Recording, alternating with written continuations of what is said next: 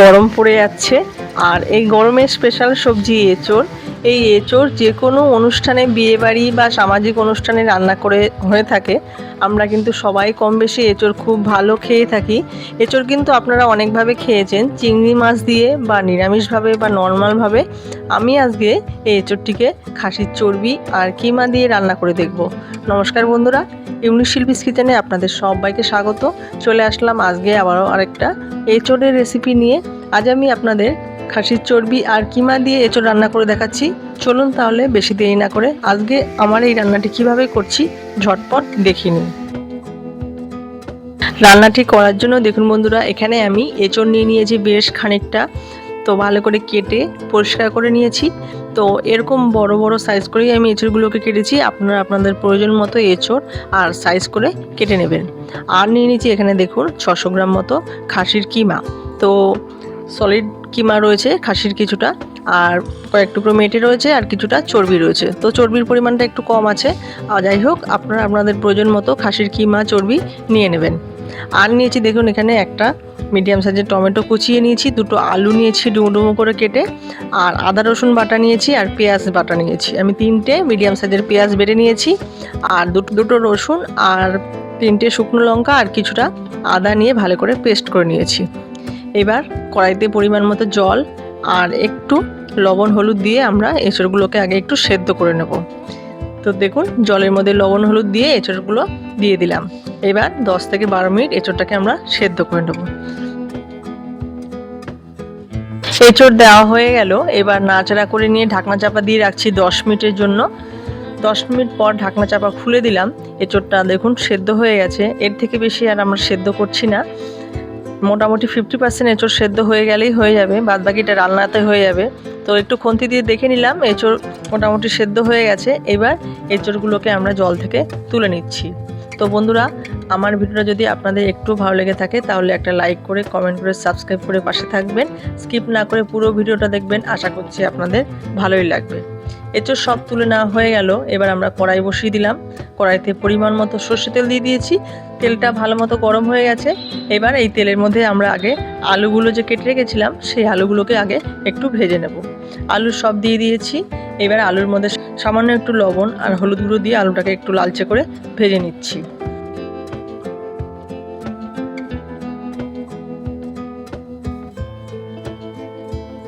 বেশ কিছুটা সময় আলুটাকে আমরা লালচে করে ভেজে নিয়েছি। এবার আলুগুলোকে সব এক এক করে তুলে নিচ্ছি। আলু ভাজাগুলোকে তুলে নেওয়া হয়ে গেছে। এবার ওই তেলের মধ্যেই আমরা এঁচড়গুলোকেও একটু ভেজে নেব। এঁচড় ভেজে নিলে এঁচড়ের স্বাদটা অনেক মাত্রায় বেড়ে যায়, তাই এঁচড়কে আমরা একটু সময় নিয়ে একটু লালচে করে ভেজে নিচ্ছি।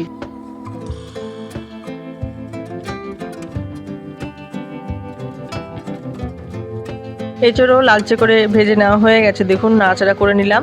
এবার এঁচড়গুলোকেও আমরা তুলে নিচ্ছি। আপনারাও চেষ্টা করবেন এঁচড়গুলোকে একটু ভেজে নেওয়ার, তাহলে খেতে বেশি ভালো লাগবে। এঁচড় সব ভেজে নেওয়া হয়ে গেছে, তুলে নেওয়া হয়ে গেল। এবার ওই কড়াইতেই আবারও পরিমাণ মতো আমি তেল দিয়ে নিচ্ছি। তেলটা ভালো মতো গরম হয়ে গেলে এবার তেলের মধ্যে দেখুন ফোড়ন দিলাম গোটা গরম মশলা, দারচিনি, এলাচ, লবঙ্গ, আর দুটো তেজপাতা দিলাম। গরম মশলা, তেজপাতা একটু লালচে হয়ে গেলে, সুন্দর একটা সুগন্ধ বার হলে, তারপরে আমরা যে পেঁয়াজ বেটে রেখেছিলাম সেই বেটে রাখা পেঁয়াজটা আমরা এই ফোড়নের মধ্যে দিয়ে দিলাম। এবার ভালো করে পেঁয়াজটাকে আমরা একটু কষিয়ে নেব। পেঁয়াজের কাঁচা গন্ধ বার হয়ে গেলে তারপরে আমরা বাদবাকি মশলাগুলোকে অ্যাড করব।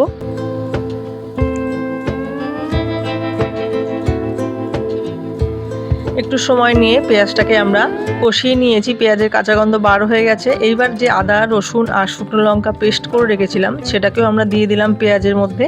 এবার বেশ সময় নিয়ে আমরা মশলাটাকে কষিয়ে নেব। গ্যাসের ফ্লেমটাকে এই মুহূর্তে আমরা লো মিডিয়াম করে রেখেছি। নাড়াচাড়া করে নিয়ে মশলাটাকে কষিয়ে নিচ্ছি।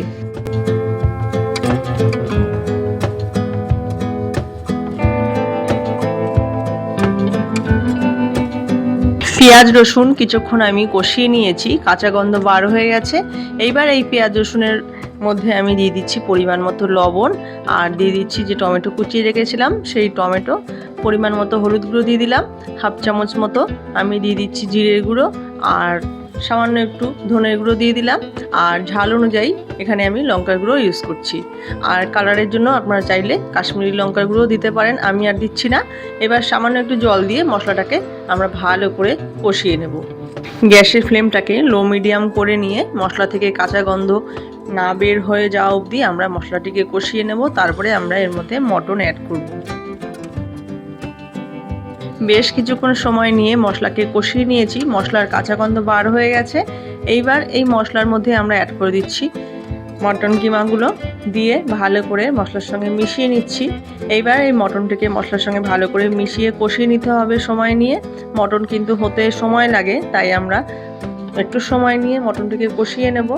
তো দেখুন মটনগুলো মশলার সঙ্গে ভালো করে মিশিয়ে কষিয়ে নিচ্ছি। মটনের কিমাগুলো মশলার সঙ্গে মিশে গেছে, একটু নাড়াচাড়া করে নিয়েছি। এবার একটু ঢাকনা চাপা দিয়ে এটাকে রান্না করে নেব। 5 থেকে 10 মিনিট ঢাকনা চাপা দিয়ে রাখলাম। 5 থেকে 10 মিনিট পর আবারও ঢাকনা খুলে দিলাম, খুলে দিয়ে আবারও একটু নাড়াচাড়া করে নেব। মটন হতে যেহেতু সময় লাগে, তাই এরকম ঢাকনা চাপা দিয়ে দিয়ে কিছুক্ষণ সময় আমরা রান্না করে নেব। মটন যতক্ষণ সেদ্ধ না হবে ততক্ষণ আমরা এইভাবেই কষিয়ে নেব।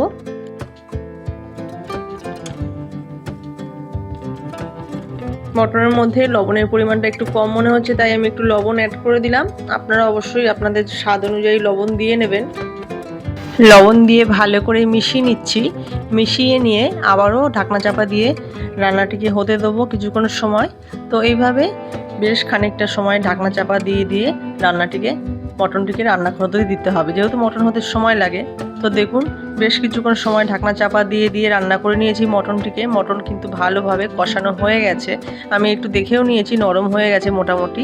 তো এইবার এই মটনের মধ্যে যে এঁচোড় আর আলু আমরা ভেজে রেখেছিলাম সেটাকে আমরা অ্যাড করে দিলাম। মটনটিকে কিন্তু খুব ভালো করে আগে কষিয়ে নিতে হবে, নরম হয়ে গেলে তবেই কিন্তু আপনারা এঁচোড় আর আলু অ্যাড করবেন। তো এঁচোড় আলু মেশানোর পর আরও 2 মিনিট মতো কষিয়ে নিয়েছি, সব মশলা একসঙ্গে মিশে গেছে। তারপরে আমরা এখানে দেখুন পরিমাণ মতো জল অ্যাড করে দিলাম। তো আমি এখানে উষ্ণ গরম জল দিয়েছি।